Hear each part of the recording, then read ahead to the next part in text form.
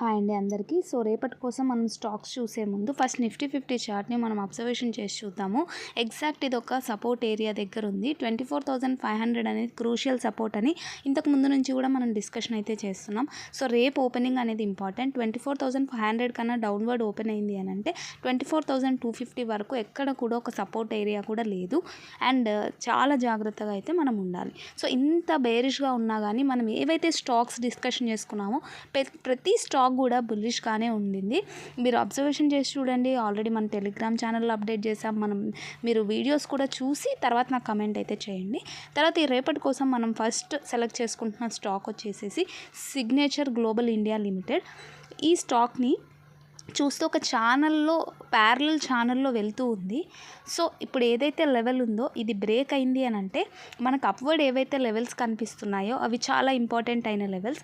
RSI చూస్తే 60లో ఉంది. Volume అయితే బుల్లిష్గా ఉంది. సెక్టార్ కూడా బుల్లిష్గా ఉంది.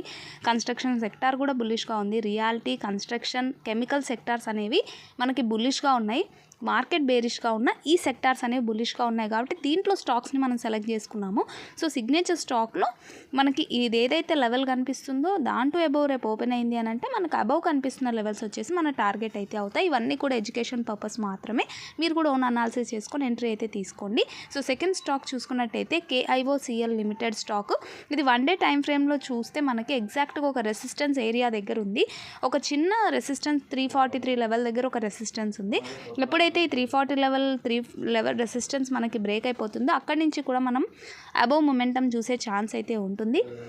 సో అక్కడి నుంచి లెవెల్స్ ఏవైతే అబౌవ్ 420 ఉన్నాయో అవి మన టార్గెట్ అయితే అవుతాయి. సో ఆర్ఎస్ఐ వచ్చే 67లో ఉంది. వాల్యూమ్ అయితే బుల్లిష్గానే ఉంది. బట్ ఈ లెవెల్ క్రాస్ చేయడం అనేది ఇంపార్టెంట్. సో వాచ్ లిస్ట్లో యాడ్ చేసి పెట్టుకొని లెవెల్ క్రాస్ అయ్యాక దగ్గరలో ఉన్నప్పుడు ఎంట్రీ తీసుకుంటే మనకు మంచి ప్రాఫిట్ని బుక్ చేసుకునే ఛాన్స్ అయితే వస్తుంది. సో లాస్ట్ అండ్ ఫైనల్ స్టాక్ని మనం అబ్జర్వేషన్ చేస్తే RCF స్టాక్, ఫర్టిలైజర్ స్టాక్ ఇది. సో ఈరోజు బాగా పర్ఫామ్ చేసిన స్టాక్స్లో మనకి ఫర్టిలైజర్ స్టాక్ చాలా ఎక్కువగా ఉన్నాయి.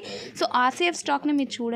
కన్సాలిడేషన్ వచ్చి రీటెస్ట్ అయ్యి మనకి బ్రేక్అవుట్ అయితే ఈరోజు వచ్చేసింది. 150 లెవెల్ని రీటెస్ట్ అయ్యి బ్రేక్అవుట్ వచ్చింది. వాల్యూమ్ బుల్లిష్గా ఉంది. RSI 57లో ఉంది. సో ఇక్కడ నుంచి మీకు అబౌవ్ ఏదైతే లెవెల్స్ కనిపిస్తున్నాయో ఇవి ఇంపార్టెంట్. మనకు టార్గెట్ RCFలో చాలా దగ్గరగా ఉంది. ఎందుకు ఇది ఇలా అంటే మనకు వీక్లీ టైం ఫ్రేమ్లో చూస్తే ఈ లెవెల్ నుంచి 2-3 టైమ్స్ రిజెక్షన్ అనేది వచ్చింది. అండ్ సైడ్ వేస్ కూడా ఈ లెవెల్ నుంచి ఉండిపోయింది కాబట్టి ఈ లెవెల్ అనేది క్రూషియల్.